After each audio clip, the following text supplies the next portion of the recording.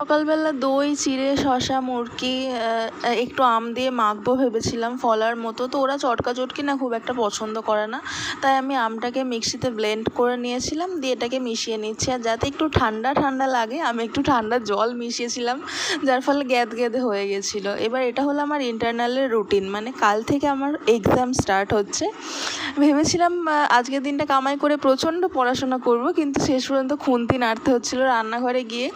ও হঠাৎ 10:30টার সময় মাছের ডিম আর এই মাছগুলো নিয়ে এসেছে।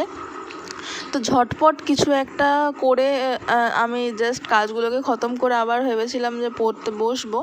তার জন্য একটু পেঁয়াজ বেটে নিয়েছিলাম আর কালো জিরে কাঁচা লঙ্কা ফোড়ন দিয়ে পেঁয়াজটাকে নাড়াচাড়া করে ওখানে কিছু গুঁড়ো মশলা জলে গুলে রেখেছিলাম, সেটা দিয়ে একটা কারি মতন করে নিয়েছি মাছের।